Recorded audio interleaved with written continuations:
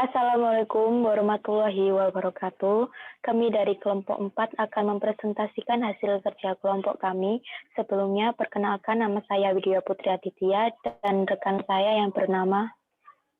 Perkenalkan, nama saya Sinta Fitriana. Membahas tentang konsep pengembangan kurikulum dengan dosen pengampu Arif Mayafani SHMPD. Dengan subbab yang pertama ada model-model pengembangan kurikulum dan yang kedua ada prinsip-prinsip pengembangan kurikulum.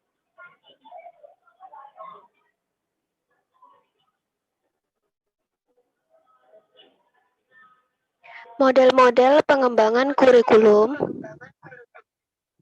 Yang pertama, model administrasi atau Landstaff.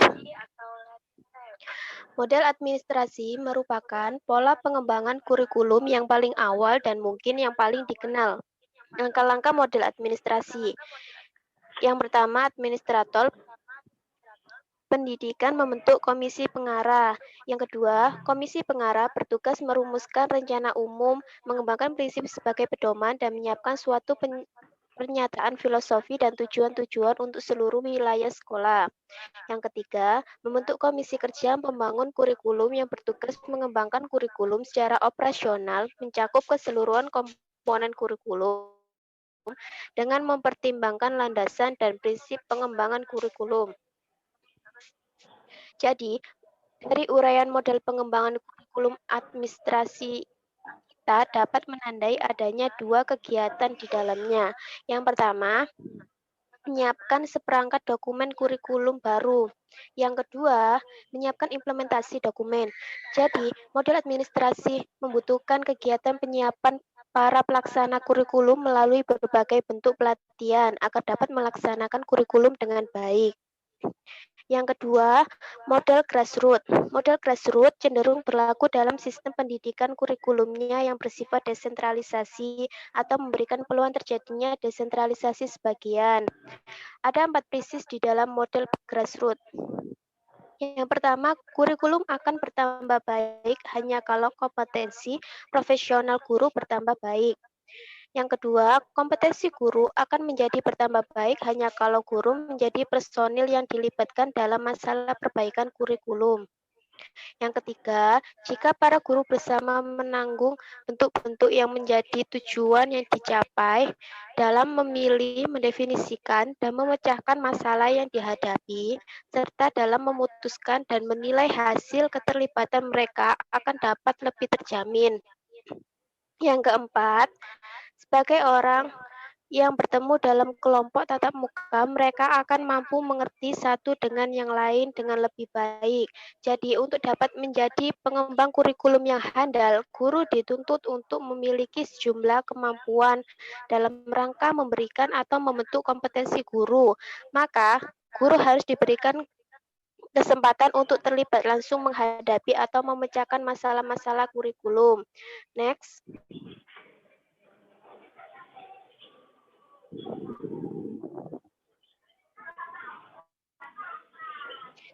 Yang ketiga, model BICAM.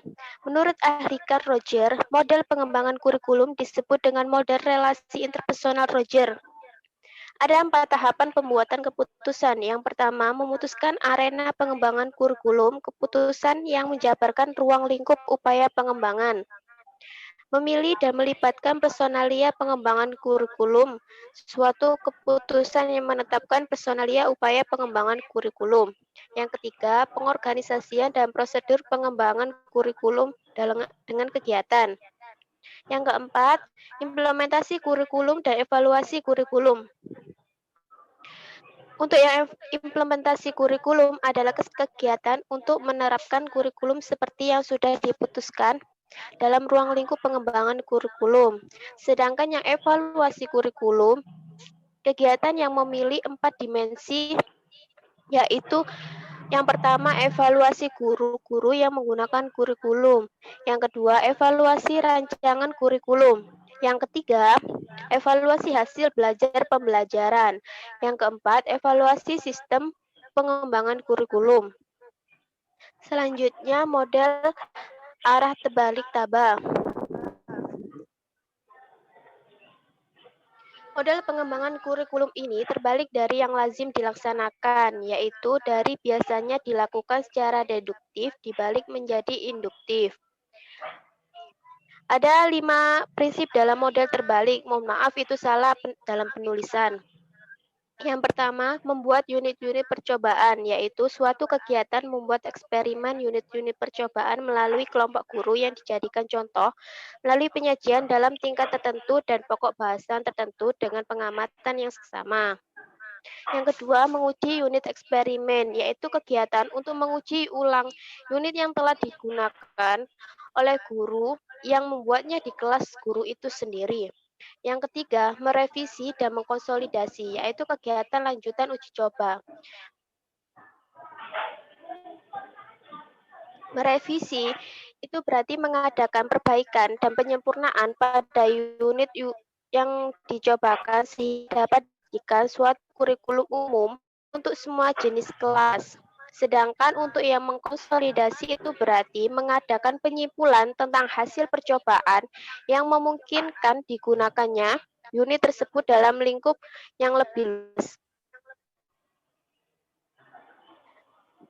Yang keempat, mengembangkan jaringan kerja, yaitu kegiatan yang dilakukan untuk lebih meyakinkan apakah unit telah direvisi dan dikonsolidasi dapat digunakan lebih luas ataukah tidak. Yang kelima, memasang dan mendiseminasi unit-unit baru, yaitu kegiatan untuk menerapkan dan menyebarluaskan unit baru yang dihasilkan. Next.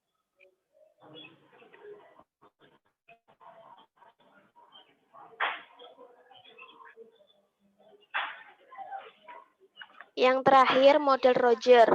Carl Roger berpandangan bahwa manusia dalam proses perubahan yang mempunyai kekuatan dan potensi untuk berkembang sendiri.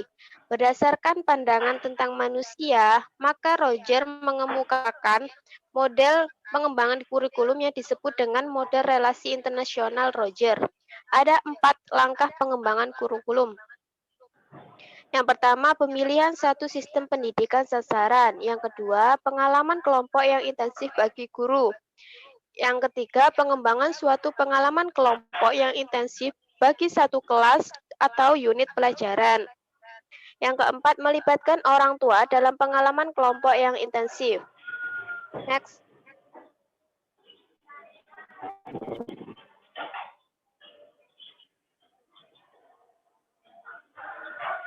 Prinsip-prinsip pengembangan kurikulum. Ada berbagai prinsip pengembangan kurikulum yang merupakan kaidah yang menjiwai kurikulum tersebut. Pengembangan kurikulum dapat menggunakan prinsip-prinsip yang telah berkembang di dalam kehidupan sehari-hari atau menciptakan prinsip-prinsip baru. Sebab itu, selalu mungkin terjadi suatu kurikulum menggunakan prinsip-prinsip berbeda dengan yang digunakan kurikulum lain. Next.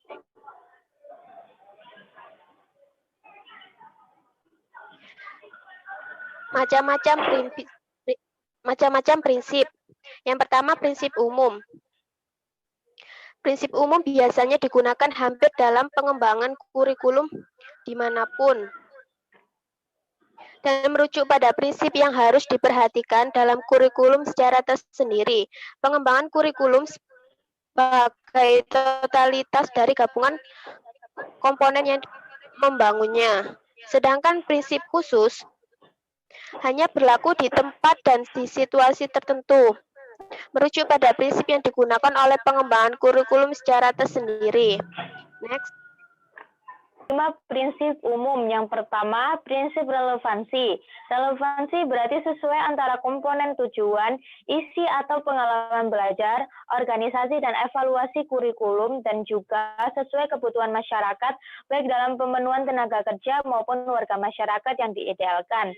Yang kedua, ada prinsip kontinuitas, yaitu melaksanakan evaluasi secara berkesinambungan dari waktu ke waktu untuk mendapatkan kesimpulan yang benar terhadap perkembangan hasil belajar peserta didik. Ada 2 macam kontinuitas berkesinambungan. Yang pertama berkesinambungan secara vertikal dan yang kedua berkesinambungan secara horizontal. Yang ketiga ada prinsip fleksibilitas. Prinsip Fleksibilitas menuntut adanya keluasan dalam mengembangkan kurikulum tanpa mengorbankan tujuan yang hendak dicapai. Namun demikian, keluasan harus diterjemahkan sebagai kelenturan melakukan penyesuaian komponen dengan setiap situasi dan kondisi yang selalu berubah. Yang keempat ada prinsip efisiensi. Kurikulum harus mudah dilaksanakan dengan menggunakan alat-alat sederhana dan biayanya juga murah. Tepat pelaksanaannya dan menghasilkan sesuatu dengan tidak membuang-buang waktu, tenaga, dan biaya. Efisiensi dapat dibagi menjadi 3 bagian, yaitu efisiensi optimal, efisiensi tolak ukur, dan efisiensi titik impas. Dan yang terakhir ada prinsip efektivitas. Keberhasilan kuantitas ditinjau dari komponen-komponen kurikulum seperti tujuan, isi, proses belajar, dan evaluasi. Sedangkan keberhasilan kualitasnya dilihat dari hasil pelaksanaan. Next. Ada 2 macam prinsip relevansi. Yang pertama, relevansi keluar, mencakup tujuan, isi, dan proses belajar yang ada dalam kurikulum, hendaknya harus relevan dengan tuntutan, kebutuhan, dan perkembangan masyarakat. Untuk prinsip relevansi keluar dapat dibagi menjadi dengan 3 contoh, yaitu relevansi sosiologis, epistemologis, dan psikologis. Relevansi ke dalam mencakup komponen kurikulum, tujuan, isi, proses penyampaian, dan evaluasi yang terjalin relevansi. Next.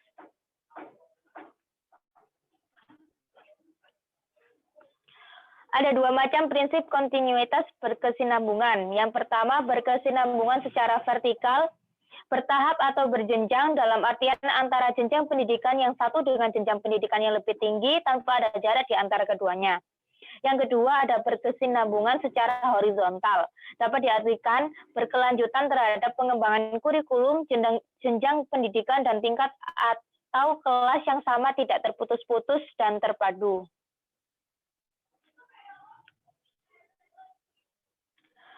Ada 5 prinsip khusus. Yang pertama, prinsip berkenaan dengan tujuan pendidikan menjadi pusat kegiatan dan arah semua kegiatan pendidikan.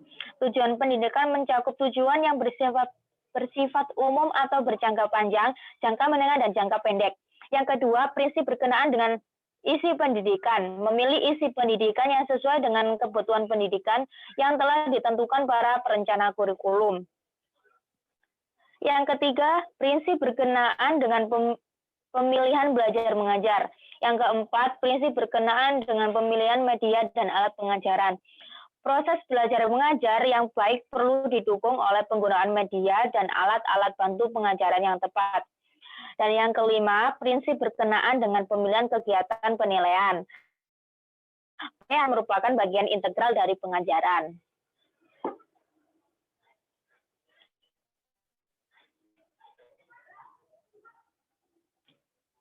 Hal-hal yang harus diperhatikan dalam pemilihan proses belajar. Yang pertama, apakah metode atau teknik belajar mengajar digunakan cocok untuk mengajar bahan pelajaran? Yang kedua, dibutuhkan kegiatan belajar yang menekankan learning by doing di samping learning by seeing and knowing. Yang ketiga, apakah metode atau teknik tersebut menimbulkan jalinan kegiatan belajar di sekolah dan di rumah, juga mendorong penggunaan sumber yang ada di rumah dan di masyarakat. Yang keempat, apakah metode atau teknik tersebut mendorong berkembangnya kemampuan baru? Yang kelima, apakah metode teknik tersebut lebih mengaktifkan siswa atau mengaktifkan guru atau kedua-duanya? Yang keenam, apakah metode atau teknik tersebut memberikan kegiatan yang bervariasi sehingga dapat melayani perbedaan individual siswa? Yang ketujuh, apakah metode atau teknik tersebut memberikan urutan kegiatan yang bertingkat-tingkat? Dan yang terakhir, apakah metode tersebut dapat menciptakan kegiatan untuk mencapai tujuan kognitif, afektif, dan psikomotor?